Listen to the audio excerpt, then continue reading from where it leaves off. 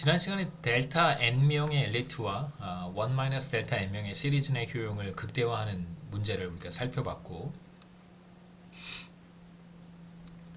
그 다음에 이제 이 두 사람 그 구성원들을 모두 다 반영한 것이죠. 구성원들을 모두 다 반영을 해서 이들 전체의 효용을 극대화하는 세율을 한번 계산을 했었습니다. 첫 번째 우리가 했던 작업이 이제 일계 조건을 구했고요. 그래서 구성원들의 효용 함수를 다 더해서 일종의 이제 사회 효용 함수, 사회 후생 함수 다 좋습니다. 함수라고 하는 이제 개념을 우리가 사실 적용을 한 것이고, 구성원들의 효용을 똑같이 이제 가중치를 1로 부여해서 이들 전체, 국가 전체, 사회 전체의 효용을 극대화하는 세율이 이제 얼마나 될까를 찾아보는 문제였었습니다. 그래서 일계 조건 우리 간단하게 도출했고, 그 다음에 이제 이걸 좀 정리를 해서 이 구성원들이 가장 선호하는 세율이 무엇이 될까라고 하는 문제를 한번 찾아보겠다는 것이었는데, 제가 이제 메모장에 한번 그림판에 도출하는 과정을 다시 한번 해보겠습니다. 우선 아까 우리가 봤던 일계 조건을 다시 한번 여기다 써볼 텐데요. 이렇게 한번 써보죠. 예.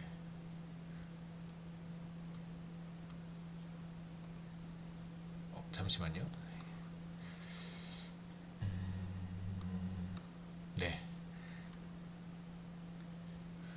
예, 우선 델타 n 그 다음에 마이너스 yr 스타우의 시그마, 그 다음에 y 더하기 1 델타의 n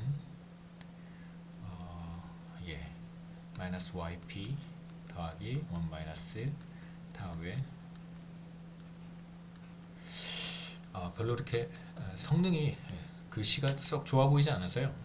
다시 다른 그림판으로 하겠습니다. 이게 이제 우리가 지금 보고 있는 일계 조건입니다. 그 각 텀에 이제 n이 있으니까 n을 한번 나눠주고요. 이렇게 나눠줄 수 있고, 자, 이번에 좀 간단하게 한번 정리를 해보겠습니다. 자, 우선 보시면 이제 마이너스 YR이 있고, 이쪽에 이제 마이너스 YP가 있으니까 이쪽으로 넘기면 되겠죠. 이렇게 각각을 넘기겠습니다. 그래서 델타에 곱해서 YR 넘겨주면 이제 이쪽으로 델타에 YR이 갈 거고, 그 다음에 이제 YP, 이게 이제 시리즈 내 소득이 되겠죠. 이제 1 델타를 곱해서 넘겨주면 더하기 1 델타에 이제 YP가 되겠죠.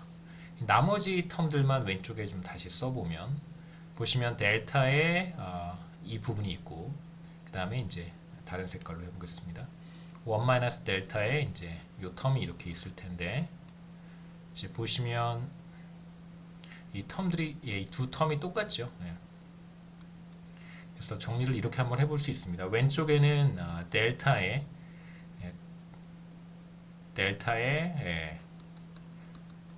이렇게 한번 써보고요. 그 다음에 1 델타에 똑같은 텀이 이렇게 있겠죠.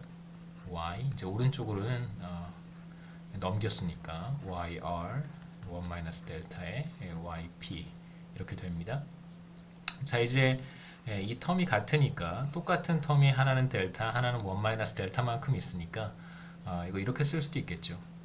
델타 더하기 1 델타에 1 타우, 1 시그마의 y, 그 다음에 이제 이 소득은 잘 보시면 평균 소득과 같으니까 이제 y라고 쓸 수 있습니다. 그래서 우리가 얻을 수 있는 결과는 이거 이제 1과 같죠. 델타 없어지고 1만 남습니다.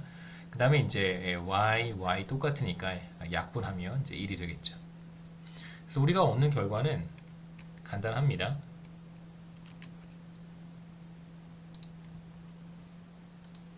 여기에서 다시 한번 써보면 1 타우에 시그마, 그 다음에 이제 이게 1과 같다는 거죠. 그래서 뭐 양변에 1이 있으니까 없애주고 남는 결과는 세율의 something은 이제 제로와 같다. 이게 성립하려면 이제 타우는 반드시 제로여야 되겠죠. 그래서 우리가 첫 번째 얻을 수 있는 결과는 뭐냐면 모든 구성원들의 효용을 다 동일하게 모든 사람들을 동일하게 간주하고 각 사람의 효용을 다 더한 다음 사회 전체 경제 전체의 효용을 극대화하는 수준에서의 세율은 무엇일까라고 한다면 이제 그 세율은 0이 된다는 것입니다. 그래서 두 그룹의 효용을 모두 고려해서 재분배 정책을 수행할 경우에 경제 전체의 효용을 극대화하는 수준의 세율은 제로와 같다. 재분배 정책을 안 하는 것이 최선이라는 뜻이죠. 자, 이번에는 이제 그 정치적 영향력, political power를 나타내는 변수를 이제 우리가 카이라고 했습니다. 그래서 만일 이제 카이가 1이 된다면 엘리트만 중요하게 생각하는 것이고 엘리트들의 효용만, 그 다음에 카이가 0이 된다면 이제 시리즌의 효용만 중요하게 생각하는 경우라고 할 수 있습니다. 그러니까 앞서 우리가 했던 이그젬플은 사실 이제 카이를 1이 카이와 1 카이를 사실 이제 고려하지 않은 경우였었죠. 이걸 다 빼고 우리가 경제 전체의 효용의 합을 구성원들의 효용의 합을 극대화하는 세율을 찾은 것이고요. 이번에는 이제 각각의 가중치를 부여하는 것입니다. 카이 이제 1 카이 이렇게 가중치를 부여했을 때 문제가 어떻게 달라지는지 결과가 어떻게 달라지는지 한번 보도록 하겠습니다. 대체로 그 뭐 최적 세율이라든가 이런 걸 도출하는 방법은 크게 이제 다르지 않은데 단계가 조금 노테이션이 많으니까 그렇기 때문에 좀 복잡하기는 해요. 제가 한번 해보고 결과 보시면 크게 뭐 이해하는데 어려움은 없습니다만 중간중간 과정이 좀 복잡해서 그 단순 계산을 다 하는 건데 곱하기 나누기 더하기 빼기 곱하기 나누기 계산들인데 대체로 근데 이제 중간에 실수를 하기 쉬운 과정들이 좀 많아서 제가 한번 해보겠습니다. 우선 이 전체 효용함수에서 우리가 엘리트만을 중요하게 생각한다면 그러면 카이가 1이 되고 이 두 번째 텀은 다 없어지겠죠. 그래서 카이가 1이 된다면 이제 엘리트들의 효용함수들을 다 더한 것만 남게 되고 반대로 카이를 0이라고 둔다면 그럼 이제 엘리트는 중요하게 생각하지 않고 전혀 고려하지 않고 시리즌들만 고려하는 상황이 되겠죠. 그래서 요 효용함수만 남을 거예요. 그 시리즌의 효용함수를 더한 것만 남게 됩니다. 각각의 문제는 사실 뭐 스탠다드 할 거예요. 근데 우리가 카이 1 카이의 political power를 가정을 해서 구성원들 전체의 효용함수를 극대화하는 세율을 찾을 텐데 그런 다음에 카이가 1인 경우, 카이가 0인 경우 이렇게 한번 대입해 보면 같은 결과를 우리가 얻을 수 있습니다. 그래서 우선 카이 1 카이의 가중치를 갖는 경우 우리가 한번 효용함수의 합을 극대화하는 물론 가중치가 카이 1 카이일 때 극대화하는 이제 효용함 세율을 한번 찾아보도록 하죠. 우선 여기 제가 한번 또 해보겠습니다.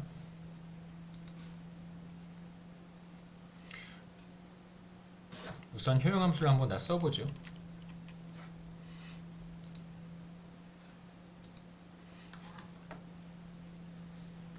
그래서 우리가 극대화하는 효용함수는 카이의 리치들의 숫자가 델타 n만큼 있고 이제 리치의 효용함수가 바로 1 타우의 소득 그 다음에 이제 재분배 이전 지출이 되겠죠.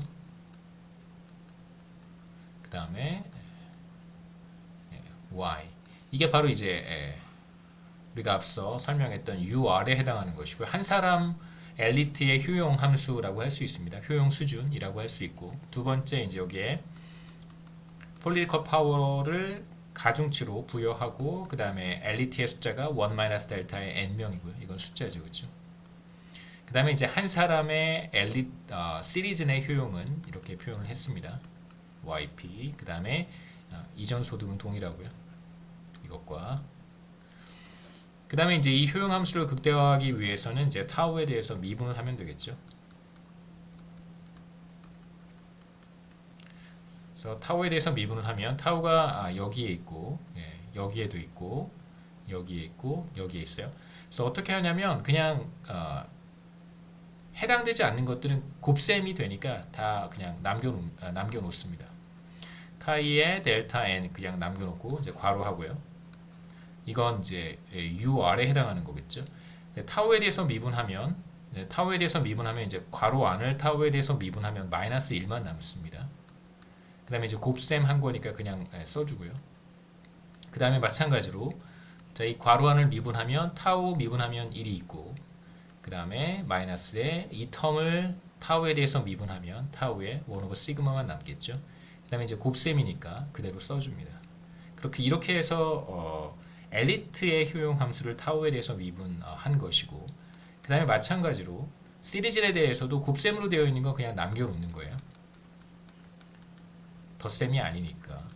그 다음에 이제 이 괄호 안에 있는 텀들은 대체로 같습니다. 차이는 yp만 다르겠죠. 그래서 마이너스 1의 yp, 그 다음에 이건 똑같겠죠. 1 마이너스 타우에. 그러니까 세금이 한 단위만큼 늘어날 때 이전 지출도 늘어날 텐데 얼마만큼 늘어나냐면 이제 이만큼 늘어나는 거예요. 세율이 예를 들면 1%포인트 상승할 때 이전 지출이 얼마만큼 늘어나는가? 이만큼 늘어나겠죠. y에. 그래서 이제 0이라고 두면 우리가 일개 조건을 이렇게 도출할 수 있습니다. 앞서 했던 것과 마찬가지로 각 텀에 이제 n이 있으니까 n으로 나눠주고요. 그 다음에 이제 전과 마찬가지로 좀 정리를 할 텐데 여기에서 좀 바로 정리를 한번 해보죠.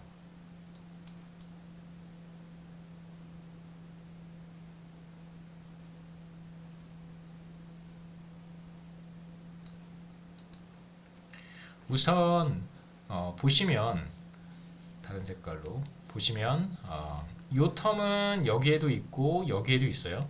그래서 이렇게 하나 써주고, 그 다음에 이 텀의 첫 번째 카이 델타가 있고요. 그 다음에 더하기 여기 1 마이너스 카이에 1 마이너스 델타를 써줍니다.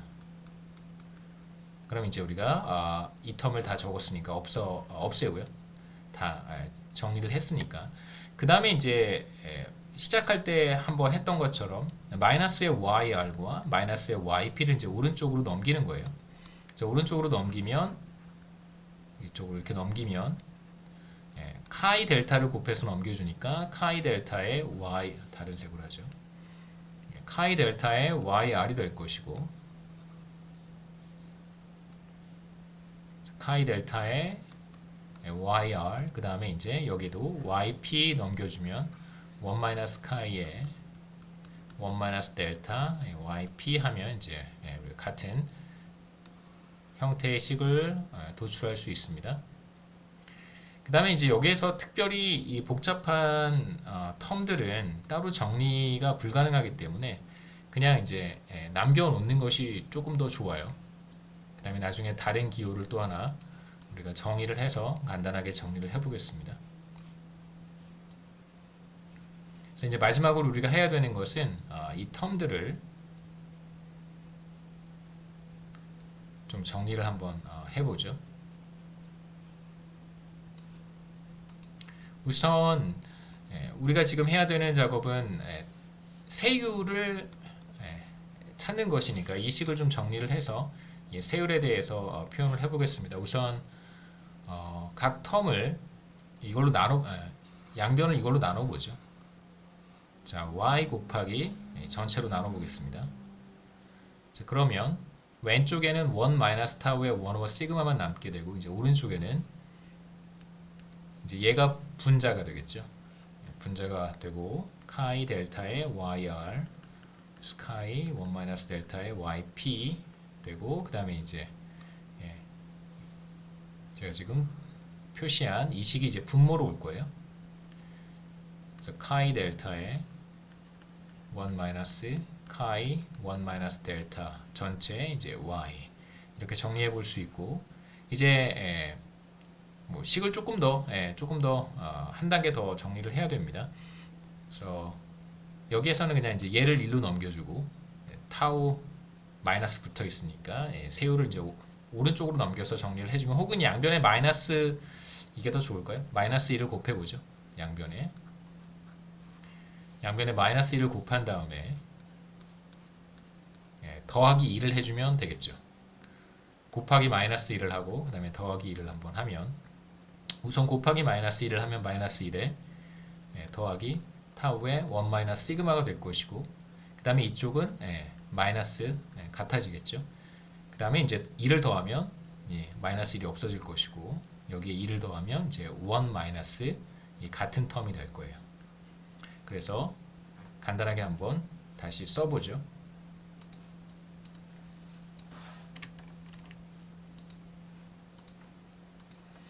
그래서 이 강의 노트에 다 있으니까 한번 결과만 제가 여기다 적어 보겠습니다. 시그마에 마이너스 1을 곱한 다음에 2를 더했어요. 그러면 이제 이렇게 되겠죠. 카이 델타에 1 마이너스 카이에 1 마이너스 델타 그 다음에 이제 평균 소득이었고 그 다음에 카이의 델타에 리치 엘리트 그 다음에 1 마이너스 카이에 1 마이너스 델타에 시리즌 YP 그 다음에 다 됐습니다. 이제 양변에 시그마 승을 해주면 우리가 세율만 얻을 수 있겠죠. 이렇게 시그마 다시 한번 왼쪽만 표현을 하면 그래서 우리가 세율을 이렇게 정리해서 얻을 수 있습니다. 그 다음에 이제 하나 더 한 단계 더 나가서 우리가 좀 이식을 간단하게 표현을 해보려고 하는데요. 우선 그 엘리트의 소득의 비중, 그 전체 소득이 바로 이거와 같죠, 그렇죠? 델타의 n, y, r, 그 다음에 1 마이너스 델타의 n, 이제 yp가 총 소득에 해당하고요. 대문자 y라고 썼고, 이걸 혹은 뭐 n 곱하기 평균 소득이라고 표현할 수도 있습니다. 이제 그 가운데 리치에 해당하는 엘리트의 총 소득을 우리가 이렇게 쓸 수 있겠죠. 그래서 이걸 다시 한번 적어보면 분모는 이렇게 쓸 수 있습니다. n 곱하기 평균 소득, 그 다음에 이제 분자는 델타의 n 곱하기 엘리트의 소득. 그래서 n을 약분해주면 전체 소득 중에서 엘리트의 소득 비중이겠죠, 그렇죠? 엘리트의 소득 비중입니다. 엘리트의 소득 비중은 바로 델타의 평균 소득분의 자신의 소득 이렇게 정리할 수 있겠죠. 엘리트의 소득 비중을 이제 전과 같이 세타로 표현을 한다면 세타는 이제 인구 비중 곱하기 소득의 비율이라고 할 수 있습니다. 그럼 이제 시리즌에 대해서도 우리가 똑같은 계산을 해볼 수 있는데 해볼 수 있는데 그냥 같은 방식으로 계산하면 되니까 이제 시리즌의 경우에는 소득 비중은 이제 1 마이너스 세타가 될 거고 평균 소득분의 자신의 소득 그 다음에 여기에 이제 인구 비율 하면 이게 바로 시리즌의 소득 비중이 될 거예요. 그래서 이 결과를 이제 여기 한번 우리가 구한 세율에 적용을 해서 이 식을 좀 간단하게 정리를 해보겠습니다. 뭐 그렇게 간단해지진 않겠지만 자 우선 이렇게 한번 해보는 거예요. 분자와 분모를 각각 y로 나누어 줍니다. 이렇게 여기 뭐 혹은 이제 y분의 1을 곱한다고 생각해도 괜찮고요. 분자에도 y분의 1을 곱하고 분모에도 y분의 1을 곱해요. 왜냐하면 이제 이런 형태를 만들고 싶어서 이런 형태로 바꾸고 싶어서 똑같이 분자와 분모에 y분의 1을 곱합니다. 곱하면 이제 곱하면 이렇게 되겠죠. 1 마이너스에 이렇게 이 텀을 다시 써보면 카이 델타에 yr y 그 다음에 1 마이너스 카이에 1 마이너스 델타에 yp 나누기 y 됐고요. 이제 분모의 경우에는 y분의 1 곱하기 y 하면 없어지니까 카이 델타에 더하기 1 마이너스 카이에 1 마이너스 델타 이렇게 정리해 볼 수 있습니다. 이제 마지막으로 요거에 해당하는 것이 바로 엘리트의 소득 비중이 되고요. 그 다음에 이제 여기가 시리즌의 소득 비중이 되니까 1 마이너스 세타가 되겠죠. 그래서 이제 마지막으로 좀 뭐 이걸 왜 하고 있나 이런 생각이 들 수도 있는데요. 뭐 결과만 가지고 제가 말씀을 드려도 괜찮아요. 근데 뭐 한번 해보면 또 네, 그 나름대로의 의미가 있을 테니까 이 부분은 뭐 여러분 뭐 나중에 스킵하셔도 좋습니다. 어차피 우리 녹화해서 수업을 하니까. 그래서 마지막으로 정리를 하면 분자는 카이의 델타 1 마이너스 카이의 1 마이너스 델타가 되고 분자는 카이의 세타 1 마이너스 카이의 1 마이너스 세타가 되겠죠. 그래서 뭐 아까보다는 뭐 어느 정도 정리가 됐습니다. 여기 1 마이너스 시그마 승이 있어야겠죠. 시그마. 그래서 어느 정도 좀 간단하게 정리를 해볼 수 있고요. 각각의 이제 텀의 의미는 카이는 엘리트의 권력의 비중, 정치적 영향력이라고 할 수 있고, 그 다음에 세타는 엘리트의 소득 비중과 같고요. 그 다음에 델타는 인구 비중과 같습니다.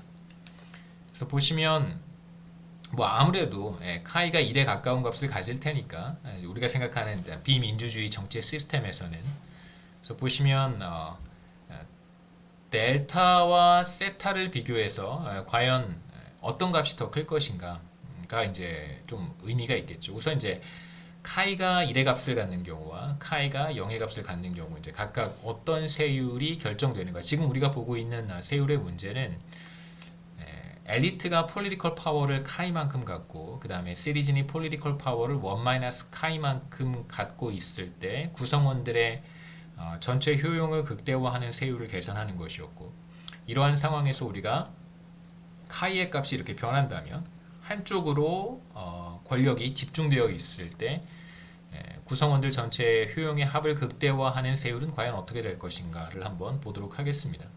그래서 우선 만약에 이제 카이가 1의 값을 갖게 되는 경우 첫 번째, 그렇다면 이제 카이 대신에 1을 한번 써주면 되겠죠. 카이가 1의 값을 갖는 경우 카이, 그래서 카이가 1의 값을 갖는 경우는 바로 엘리트만 중요해지는 경우라고 할 수 있습니다. 그래서 엘리트의 효용만을 이제 고려하는 경우, 그렇다면 세율은 이렇게 표현할 수 있겠죠. 1 마이너스, 이제 이 텀 없어지고요. 카이가 1이 되면 0이 될 테니까 마찬가지로 0이 되겠죠. 0이 돼서 없어지고 남는 것은 세타 나누기 델타가 될 거예요. 그래서 뭐 이제 통상적으로 인구 비중보다는 엘리트의 소득 비중이 더 크다고 볼 수 있을 테니까 세타가 델타보다 크다고 볼 수 있습니다. 인구는 뭐 예를 들어서 전체의 10%밖에 되지 않지만 이들이 가지고 있는 소득의 비중은 뭐 전체 소득의 90%를 가지고 있을 수도 있겠죠. 예를 들면 이제 세타가 0.9라고 할 수 있고 델타는 0.1이라고 볼 수도 있습니다.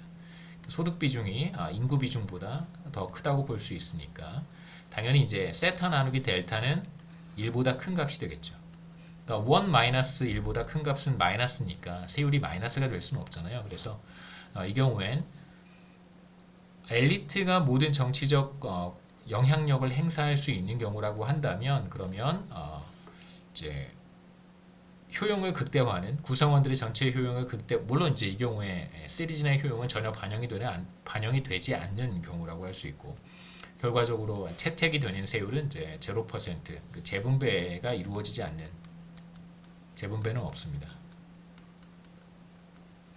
이렇게 될 거고요. 두 번째는 이제 정반대로 시리즌이 모든 권력을 갖고 있는 경우, 정치적 모든 권력을 갖고 있다라고 하는 표현 잘못됐습니다. 죄송합니다. 시리즌만을 고려해서 세율을 채택하는 경우, 이제 어떤 세율이 채택되는지 우리가 한번 볼 텐데, 우선 이제 카이가 0의 값을 가질 테니까 이번에는 이제 이게 없어지겠죠. 제로가 돼서 없어지고 이 텀은 1이 됩니다. 카이가 제로니까. 그래서 남는 거는 두 번째 경우에 카이가 0이 되는 경우, 두 번째는 이제 1 마이너스, 분모는 1 마이너스 델타, 분자는 1 마이너스 세타가 되겠죠. 밑에 건 지워버리겠습니다.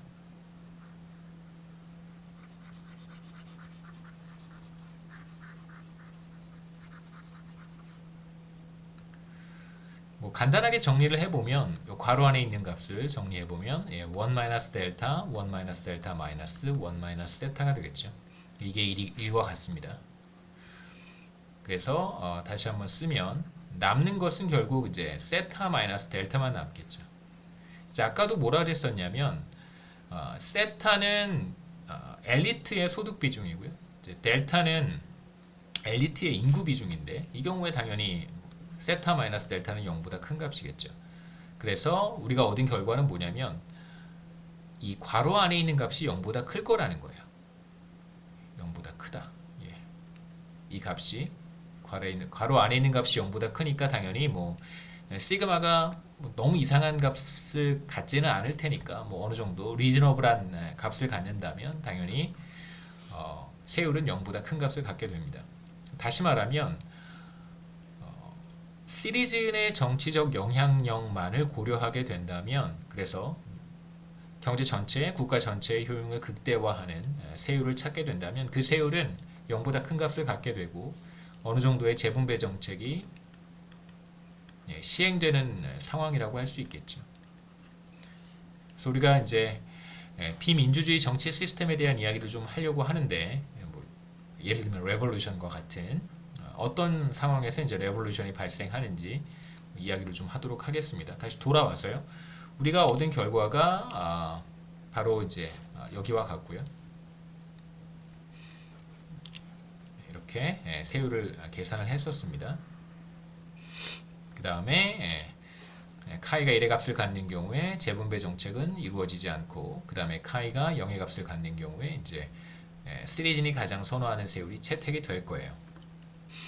자, 이제 간단하게 비민주주의 정치 시스템에서 어떤 상황에서 혁명이 발발하게 되고 기존의 이제 독재 정권이 붕괴될 수 있는지 순수하게 이제 재분배 정책의 관점에서만 살펴보려고 합니다. 물론 다양한 요인이 있겠죠. 정치적 요인, 사회적 요인, 뭐 외교적 요인, 외부적인 어떤 그 압력이라든가 뭐 다양한 요인들이 있을 것입니다만 이제 우리는 순수하게 재분배 정책의 관점에서만 독재 정권이 비민주주의 정치 시스템이 어떤 상황에서 붕괴될 수 있는지 한번 보도록 하겠습니다.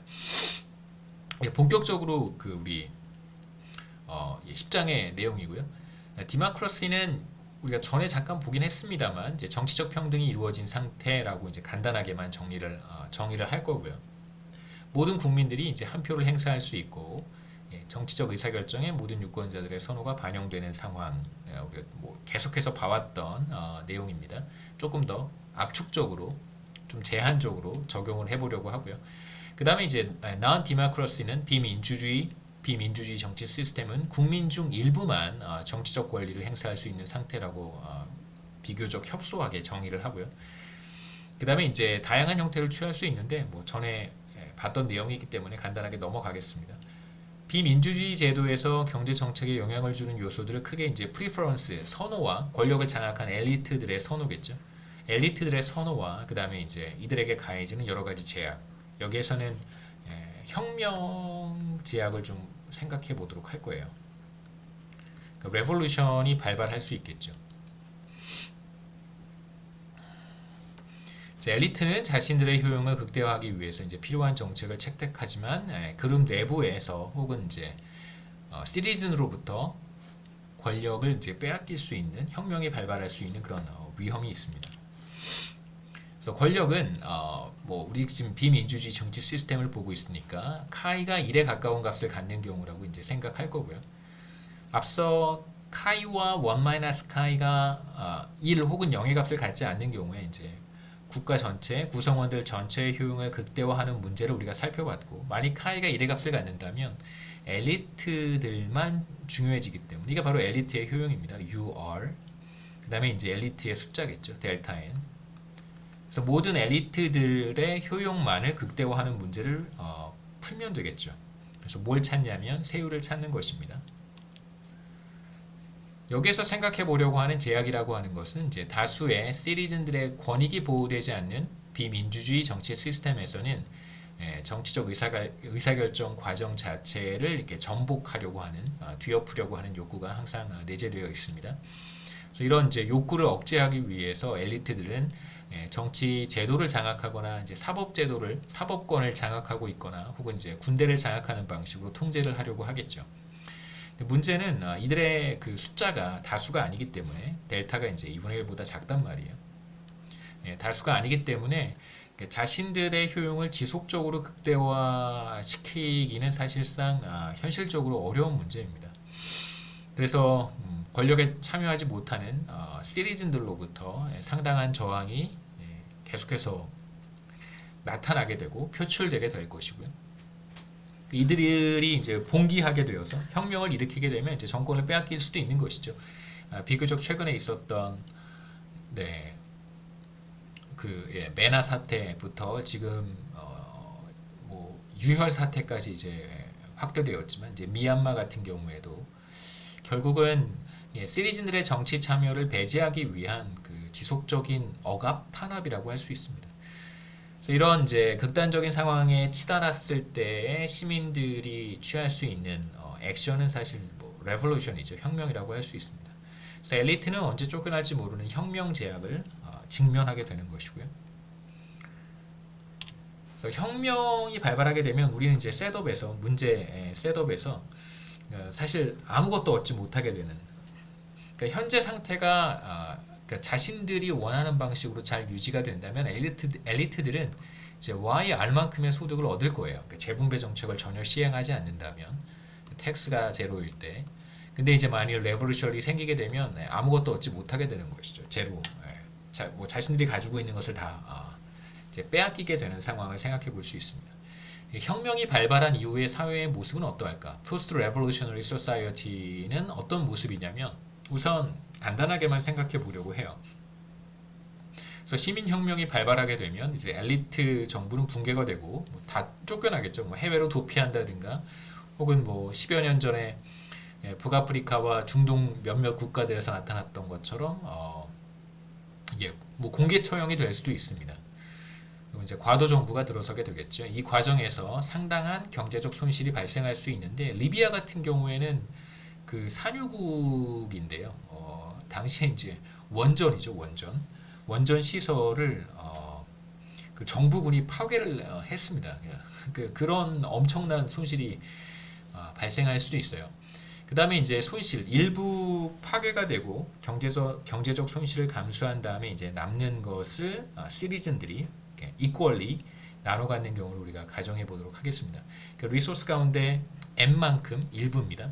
몇 퍼센트라고 할 수 있겠죠. M만큼이 이제 파괴가 되고 나머지는 엘리트들은 다 쫓겨나거나 뭐 몇몇은 뭐 처형될 수도 있겠죠. 도망가거나 쫓겨나거나 그렇게 되고 시민들이 이제 남은 리소스를 똑같이 균등하게 나눠 갖는 상황을 가정해 보겠습니다.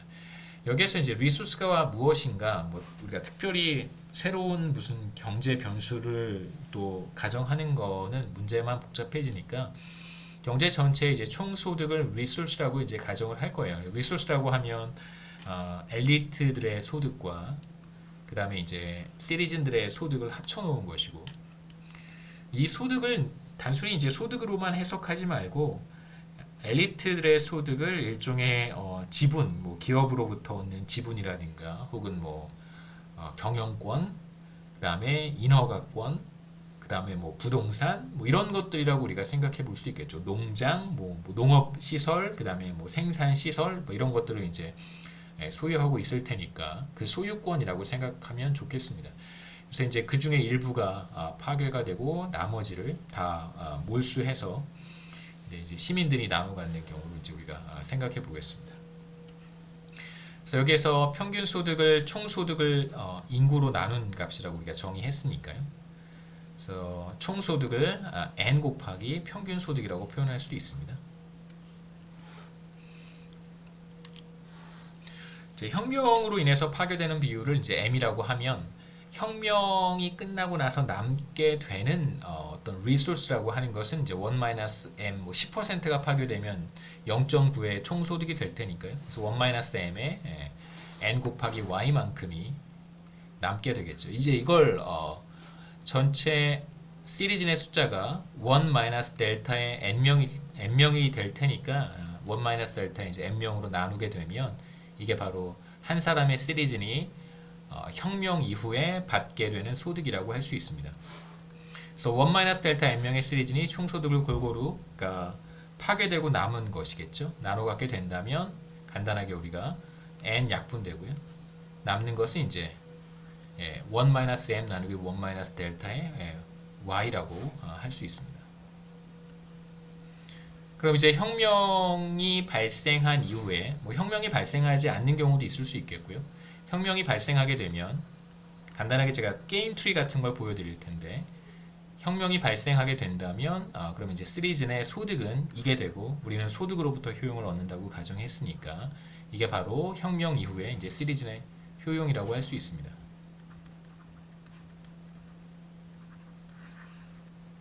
그러면 혁명을 일으키지 않을 때 얻게 되는 효용과 혁명을 일으킬 때 얻게 되는 효용을 비교해서 혁명을 했을 때 레볼루션 이후에 자신의 소득이 자신의 효용이 더 높다고 한다면 이제 혁명을 선택하게 되겠죠.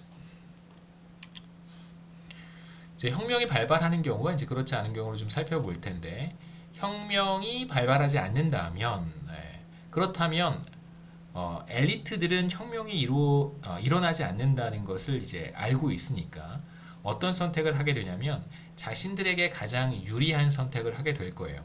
그러니까 앞서 폴리티컬 파워를 이제 일로 두는 상황이라고 할 수 있겠죠.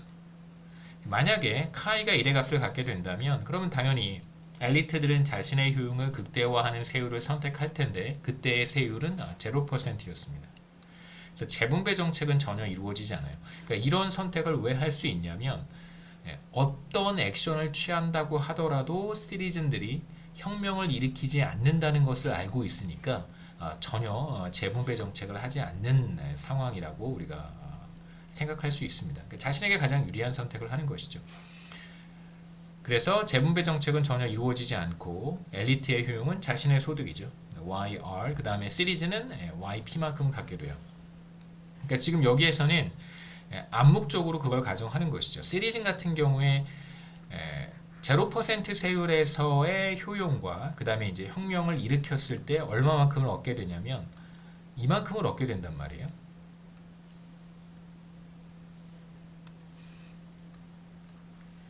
자, 이만큼을 얻게 되는데 이 둘을 비교했을 때 뭐가 더 크다고 느끼는 거냐면 이게 더 크다고 느끼기 때문에 그런 것이죠. 자세히 이제 우리가 하나씩 보겠습니다. 두 번째, 혁명이 발발한다면 그럼 이제 언제 혁명이 발발하는가? 어떤 조건 하에서 우리가 이제 몇 가지 변수들과 뭐 파라미터 이런 것들을 소개를 했으니까 그러니까 어떤 조건이 충족될 때 시리즌들이 혁명, 레볼루션을 선택하게 될까? 당연히 일단 바텀 라인은 레볼루션을 선택했을 때의 소득 혹은 선택했을 때의 효용이 더 높다면 그러면 이제 레볼루션을 선택하는 거고요. 여기서 하나 이제 우리가 가정하고 싶은 것은 만약에 레볼루션을 하는 것과 하지 않는 것의 소득 혹은 효용이 같다면 이제 레볼루션을 선택하지 않는다 이렇게 가정하도록 하겠습니다. 그래서 우선 레볼루션이 일어나기 위해서는 레볼루션으로부터 얻는 소득, 얻는 효용이 그렇지 않을 때 소득보다 효용보다 높아야 되겠죠. 그러니까 포스트 레볼루셔너리 인컴, 뭐 유틸리티라고 볼 수 있는데 그때 소득은 우리가 아까 설명했던 것과 똑같고요. 그 다음에 이제 시리즌의 소득이 되겠죠. 이 둘을 이제 비교해야 될 거예요. 시리즌의 소득과 그 다음에 그러니까 재분배 정책이 전혀 이루어지지 않는 경우라고 할 수 있습니다. 세율 0%에서 자신이 얻는 소득과 그 다음에 혁명을 통해서 얻는 소득을 비교해서요. 혁명 이후의 소득이 더 크다면 당연히 레볼루션을 선택하겠죠. 우리가 앞서 어떤 변수를 정의를 했냐면 시리즌의 소득 비중 1 세타는 평균 소득 분의 자신의 소득에서 이제 인구 비중을 곱한 값하고 같다고 했고요. 이걸 다시 한번 적어보면 이렇게 쓸 수 있겠죠. 제가 하고 싶은 건 이겁니다.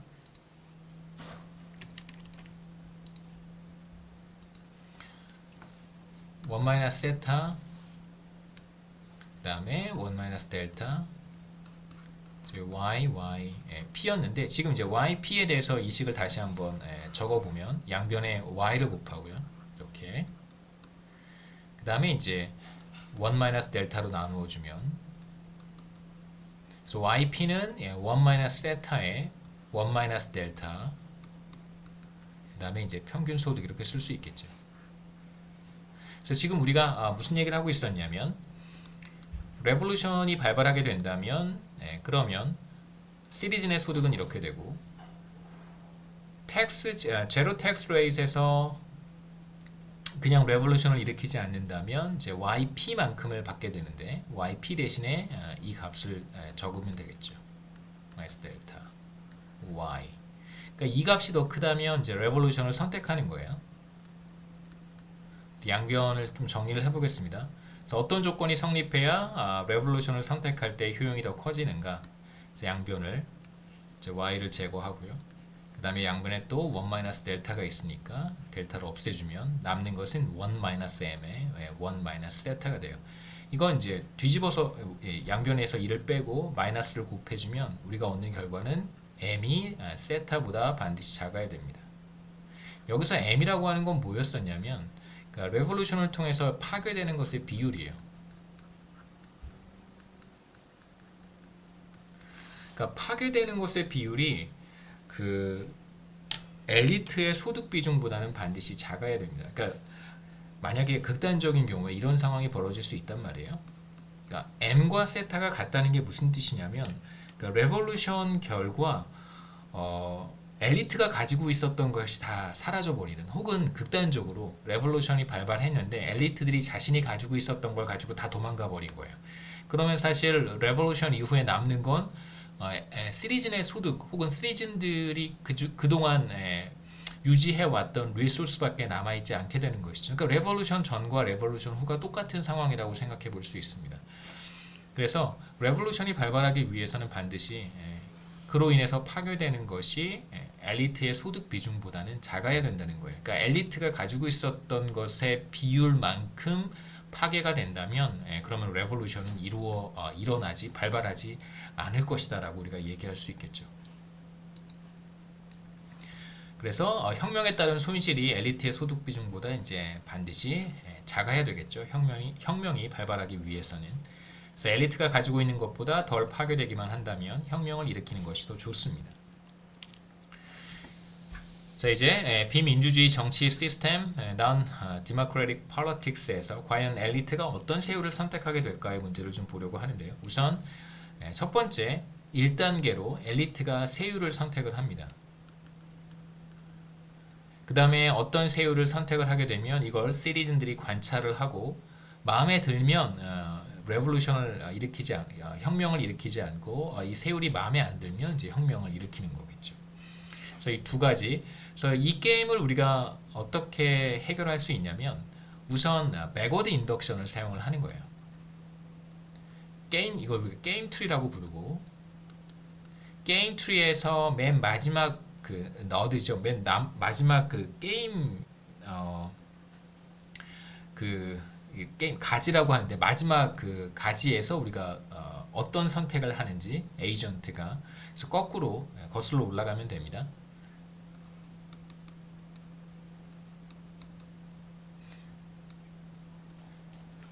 뭐 이걸 이제 우리가 서브 게임 퍼펙트 내쉬 이퀄리브리엄 이런 이제 개념을 사용하기도 하는데 뭐 저도 게임을 전공하는 사람이 아니어서 나중에 뭐 게임 이론 수강하시게 되면 좀 강력히 추천합니다. 여러분 경제학과 학생이 반드시 수강해야 되는 몇몇 과목들이 있는데 뭐 미시거시 말고요. 원론 미시거시 말고 제가 꼭 수강했으면 하는 과목들은 이제 주로 기업 의사결정과 관련된 과목들은 제가 강력하게 추천을 합니다. 예를 들면 산업조직론이라든가 주로 노영환 교수님 강의하시는 혹은 이제 게임 이론 같은 것들은 전략적 의사결정에 있어서 굉장히 중요한 도구가 되기 때문에 그 자체로서라기보다는 뭐 산업조직 그 다음에 시장 구조죠. 시장이 어떤 형태의 구조를 갖는가 라고 하는 거 이 기업은 어떤 시장에서 경쟁을 하고 있는가 이런 내용들을 이제 볼 수 있고 그 다음에 이제 그러한 시장 구조에 들어가 있는 기업들이 플레이어라고 생각해 본다면 다른 기업과 경쟁 관계에서 어떤 의사결정을 하는 것이 자신에게 최선인가를 이제 보는 게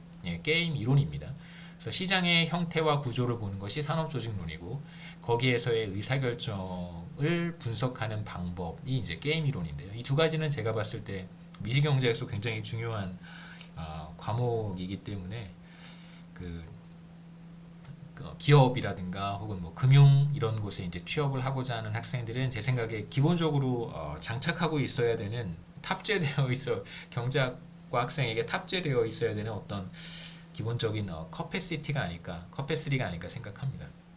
이제 거기에 이제 그 뭐 나름대로의 스페셜티가 좀 더 있으면 좋겠죠. 뭐 금융 데이터를 분석할 수 있는 그런 능력이라든가, 그 다음에 이제 거시경제 상황을 좀 이렇게 해석할 수 있는 그런 또 능력이라든가 이런 것들이 조금 더 뭐 국제금융시장도 비슷하고요. 그렇게 해서 역량을 좀 키워가는 것이 좋지 않을까 생각합니다.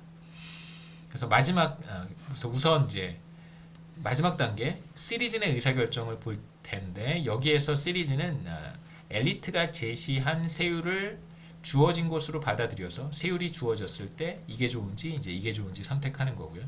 그 다음에 이제 이걸 결정했다면 엘리트들은 어떤 세율에서 시리즌이 어떤 의사결정을 하는지 이미 알고 있단 말이에요. 이제 백워드 인덕션이니까 알고 있어요. 그럼 이제 어떤 세율을 선택하는 것이 자신에게 최선인지 결정을 하겠죠. 우선 간단하게 결과부터 말씀을 드리면 몇 가지 가능한 그 균형이 나타날 수 있습니다. 그러니까 딱 하나만 있는 게 아니에요. 뭐 여기서 이제 우리가 보려고 하는 건 이제 크게 세 가지 가능한 균형이 존재하는데, 그건 이제 어떤 파라미터 값을 우리가 가정하느냐에 따라서 결과가 달라지는 것이죠. 뭐 M의 값이라든가 파괴되는 비율, 그 다음에 뭐 또 어떤 값이 있을까요? 뭐 대표적으로 가장 중요한 값이 M, 그 다음에 그 시리즌들의 소득 YP, 이런 값들이 이제 어떤 값으로 주어지느냐에 따라서 시리즌의 의사결정과 엘리트의 의사결정이 좀 달라질 수 있습니다. 그래서 그 중에 하나가 시리즈는 항상 레볼루션을 선택하고요.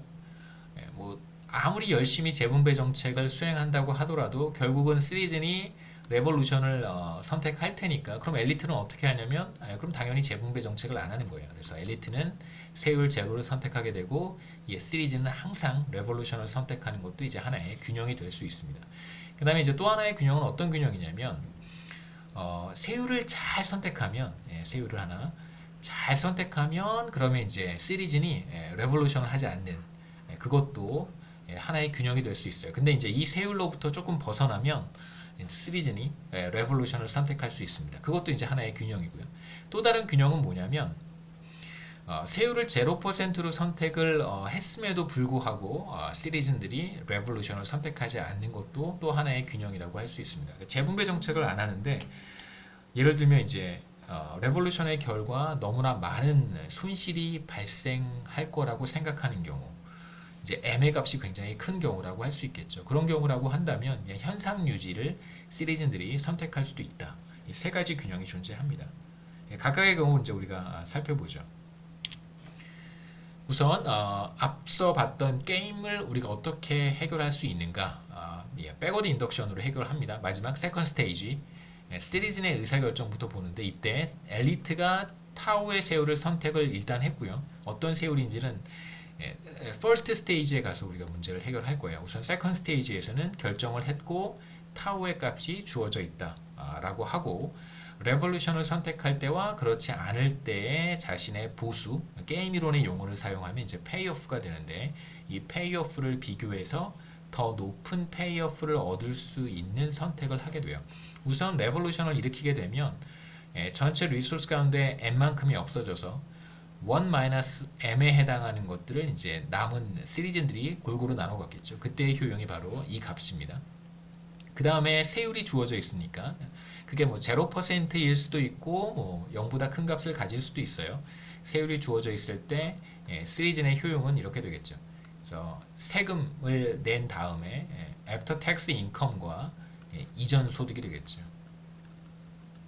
앞의 텀은 세후 소득이고요. 그 다음에 두 번째 텀은 이제 재분배 정책을 통해서 정부로부터 받는 이전 소득이 돼요. 만일 이제 세율이 0%이면 당연히 이 텀이 없어질 테니까 YP만 남겠죠.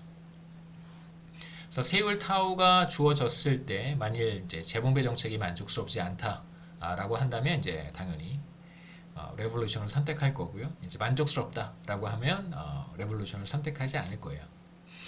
아까 말씀드렸던 것처럼 레볼루션을 선택하는 것과 그렇지 않은 것이 무차별하다면 혁명을 일으키면 이제 정신적 스트레스가 좀 있을 테니까 시리즌한데도 뭐 항상 어수선하고 뭔가 이렇게 언스테이블하고 이런 상황이 사회 전체적으로 발생할 테니까 만약에 똑같은 효용, 똑같은 소득을 얻을 수 있다면, 똑같은 페이오프를 얻을 수 있다면 레볼루션을 선택하지 않는다고 가정을 하겠습니다.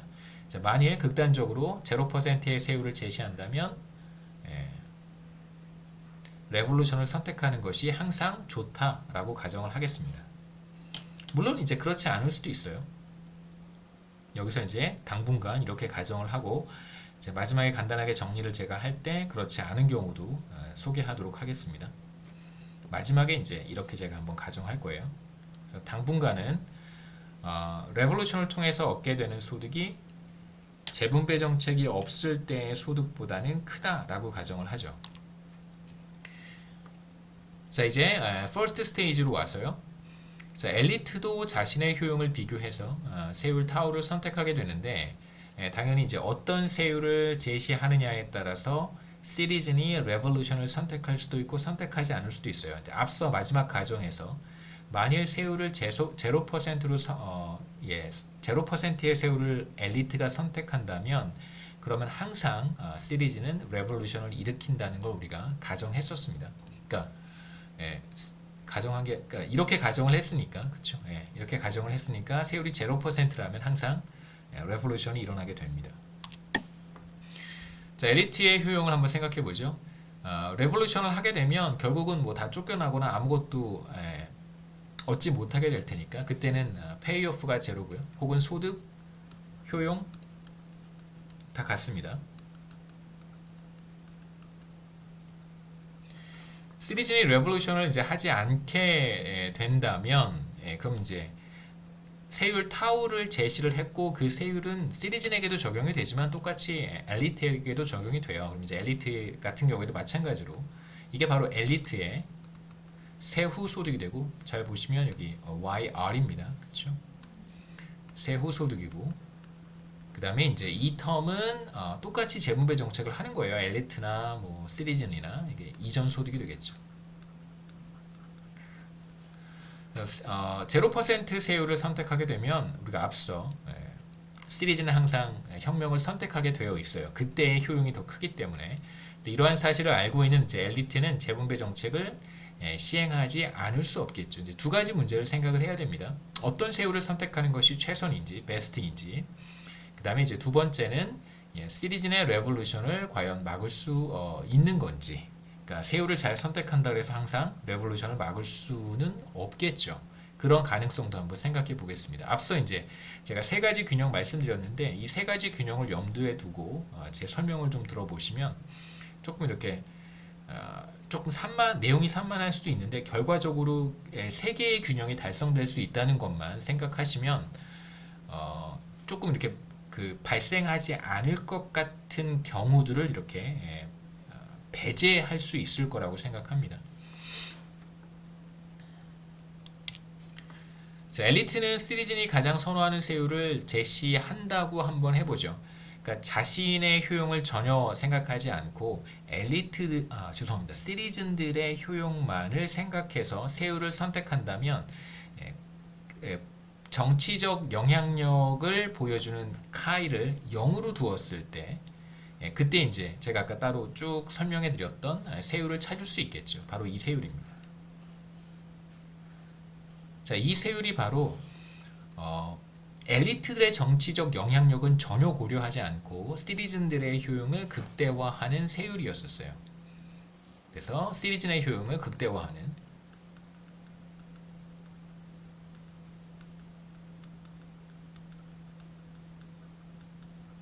그러니까 이런 세율을 한번 선택했다라고 가정을 한번 해보죠.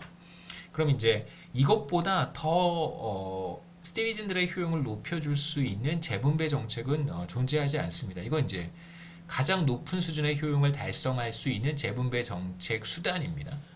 자, 이제 이러한 세율이 주어졌을 때 레볼루션을 하게 된다면 그러면 이제 이만큼을 얻게 될 거고요. 항상 일정한 소득을 페이오프를 얻게 될 테니까요. 레볼루션을 하지 않으면 자신들의 효용을 극대화하는 세율을 엘리트들이 제시했기 때문에 자, 이만큼의 효용을 얻을 수 있겠죠. 이제 시리즈는 이 둘을 비교하는 거예요. 만일 레볼루션을 했을 때 얻게 되는 효용이 더 크다면 그럼 레볼루션을 선택할 것이고 그렇지 않다면 레볼루션을 일으키지 않겠죠. 두 가지 가능성 하거나 하지 않거나. 이제 간단하게 그림으로 그려볼 텐데 시리즌들이 가장 좋아하는 세율을 제시했음에도 불구하고 레볼루션이 발발할 수도 있어요. 그 가능성을 제가 하나 보여드리고 그 다음에 지금 이제 제가 지금 아까도 말씀드렸던 것처럼 발생할 것 같지 않은 경우들을 여러분 배제하실 수 있을 거라고 말씀을 드렸는데 지금 보시죠. 결과부터 한번 가보겠습니다. 시리즌들이 가장 좋아하는 재분배 정책, 가장 좋아하는 세율을 선택했음에도 불구하고 만일 레볼루션을 선택하게 된다면 그러면 다시 거꾸로 돌아가서 그러면 애초에 엘리트는 이러한 세율을 선택할 이유가 없겠죠. 가장 좋아하는 세율을 선택했음에도 불구하고 레볼루션을 일으켜요. 그러면 엘리트들은 어떤 선택을 하게 되냐면 아예 애초에 재분배 정책을 시행하지 않게 됩니다. 그게 본인들한테는 베스트인 거예요. 그렇게 여러분 생각해 보실 수 있습니다. 이러한 가능성을 그림으로 어떻게 그려볼 수 있냐면 그림으로 우선 첫 번째 시리즈 내 효용 함수를 이렇게 그려보는 거예요. 세율에 대해서. 그래서 전혀 재분배 정책을 하지 않는 것보다 세율 0%에서 시리즈들의 효용은 정확히 YP가 되겠죠. 이만큼의 소득을 얻습니다. 효용을 얻습니다. 그러다가 이제 세율이 점점 세율이 상승하게 되면 그러면 이제 시리즈의 효용도 이렇게 늘어나겠죠. 그러다가 시리즈의 효용을 극대화하는 세율이 바로 타우 P가 될 거예요. 이 세율이 바로 이거죠. 세타 마이너스 델타의 1 마이너스 델타에 해당하는 값입니다. 이거였습니다. 이게 바로 타우 P였죠. 그렇죠? 시리즈의 효용을 극대화하는 세율이에요. 그럼 그때의 효용은 정확히 제가 계산하진 않겠습니다만 자, 이 수준이 되겠죠. 이 값이 바로 오른쪽에 해당하는 값이에요. 재분배 정책, 시리즌들이 가장 선호하는 세율로부터 얻는 효용 수준입니다. 근데 그럼에도 불구하고 레볼루션을 했을 때 얻게 되는 소득 효용이 더 이제 큰 경우라고 할 수 있겠죠. 그래서 이러한 가능성이 존재할 수 있습니다.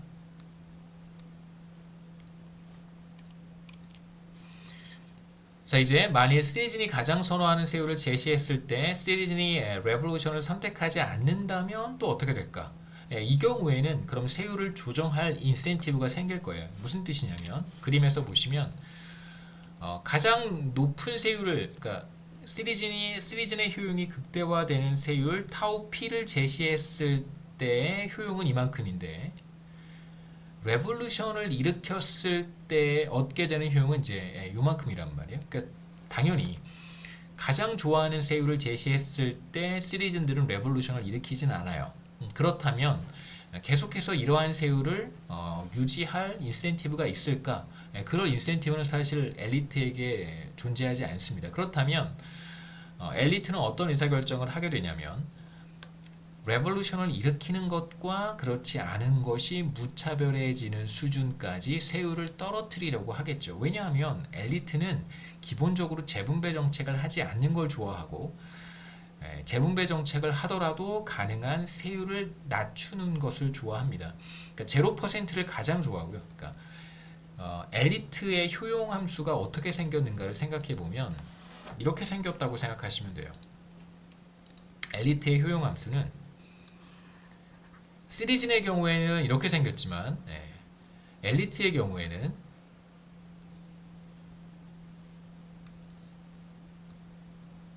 이렇게 생겼습니다.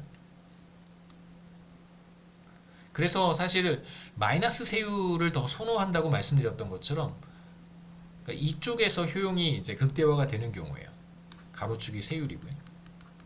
그러면 타우 P는 시리즌이 가장 좋아하는 세율인데 이거보다 낮은 세율을 제시하면 제시할수록 효용은 증가해요. 그렇기 때문에 만약에 시리즌들이 가장 좋아하는 세율을 제시했을 때 레볼루션이 발발하지 않는다면 그러면 세율을 인하할 인센티브가 생기겠죠. 그래서 이제 여기에서 레볼루션을 일으키는 것과 이제 이건 그렇지 않은 것이 무차별해지는 수준을 찾아본다면 이 두 곡선이 만나는 점이겠죠. 그래서 이 점에서의 세율 타우 스타 이 세율을 제시한다면 그러면 시리즌 입장에서는 레볼루션을 일으킬 때와 그렇지 않을 때의 효용이 같아질 거예요. 그럼 당연히 레볼루션을 일으키지 않겠죠. 따라서 엘리트가 제시하는 세율은 바로 타우 스타가 됩니다. 그래서 레볼루션을 할 때의 효용과 하지 않을 때의 효용이 같아지는 세율 타우 스타를 이제 우리가 이 식으로부터 간단하게 도출해 볼 수 있겠죠. 뭐 M이나 델타나 평균 소득이나 그다음에 YP나 이런 시그마 이런 것들은 다 주어져 있다고 가정을 할 거예요. 그렇죠? 주어져 있으니까 이제 우리는 이 식으로부터 간단하게 타우의 스타 몇 퍼센트의 세율을 제시하면 그렇다면 시리즌이 레볼루션을 선택하지 않을까 찾아볼 수 있을 것입니다. 자, 이제 엘리트는 타우 스타를 선택을 하게 되고요. 그러면 시리즈는 혁명을 하지 않는 것, no revolution을 선택을 하겠죠. 그래서 타우 스타를 선택할 때의 효용, 엘리트, 그러니까 일정 수준의 이제 재분배 정책은 시행되는 경우니까요. 엘리트의 효용이고, 당연히 타우 스타만큼의 재분배 정책, 이게 바로 세후 소득이고요. 이제 오른쪽은 양쪽 그룹에서 모두 이전 소득이 되겠죠. 그래서 이 경우에 이제 비민주주의 제도에서 엘리트가 권력을 장악하고 있지만 레볼루션에 대한 압박 때문에 재분배 정책을 완전히 피해갈 수는 없는 상황. 그래서 일정 수준의 재분배 정책이 이루어지고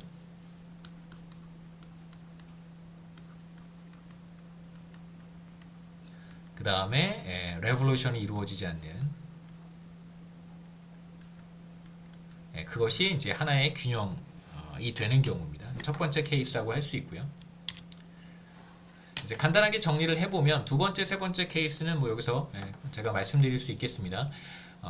첫 번째 경우 레볼루션이 일어나게 되면 세 가지 균형 말씀. 첫 번째, 이게 두 번째, 세 번째예요. 간단하게 이제 정리를 한번 해보죠. 첫 번째 경우는 이제 레볼루션이 일어나면 경제 전체의 자원이 지나치게 많이 파괴되는 경우라고 한번 생각해 보시죠. 그런 경우라고 한다면 레볼루션이 이루어진 다음에 사실상 그 시리즌들의 소득의 일부도 파괴되는 경우라고 할 수 있어요. 그럼 차라리 레볼루션을 일으키지 않는 것이 이들에게 더 좋을 수도 있습니다. 그런 경우라고 할 수 있고 간단하게 그림에서 보시면 시리즌의 효용함수는 이제 똑같고요. 세율에 따라서만 변할 거예요. 만약에 레볼루션이 일어나게 되면 그렇게 되면 자신들이 얻게 되는 소득이 이렇게 낮은 경우가 되겠죠.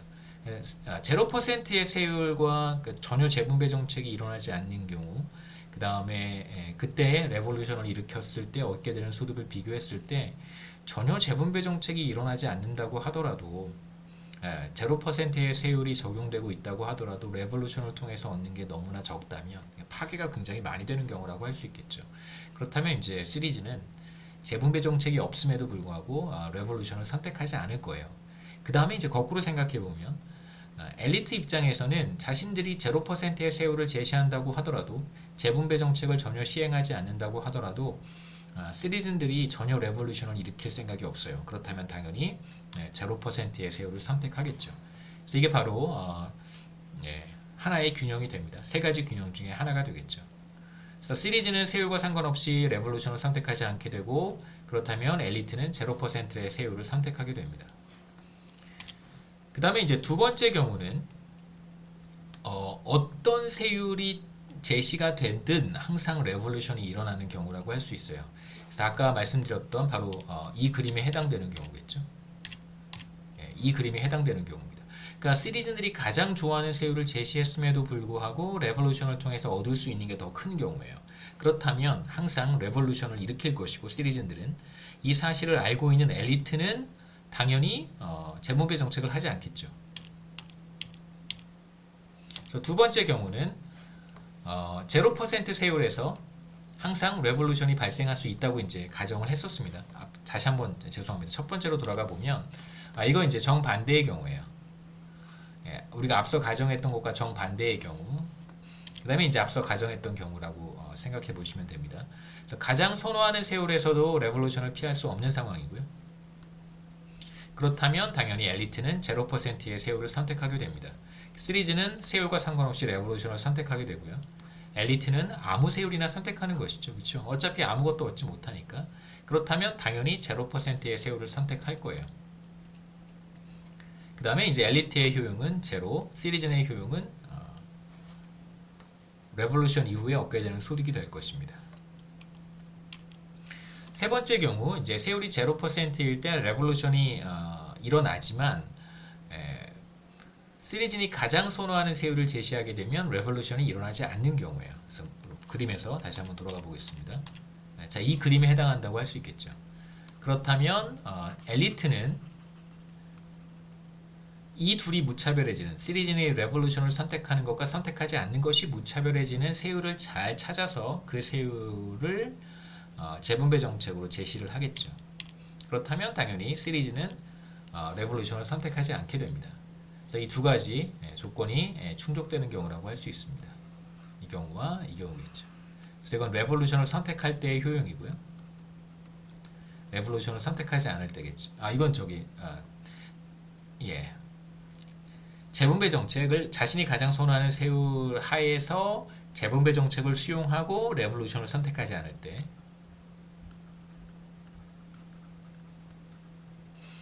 자, 그렇다면 이제 엘리트는 가능한 세율을 낮추는 것이 자신에게 유리하기 때문에 이 둘이 레볼루션과 노 레볼루션이 무차별해지는 세율을 선택할 것이고 그 세율은 이제 이식을 만족하겠죠. 여기서 이제 아까 말씀드렸던 것처럼 엘리트가 가장 좋아하는 세율을 찾아낼 수 있을 거예요. 그러면 이제 당연히 시리즈는 레볼루션을 선택하지 않겠죠.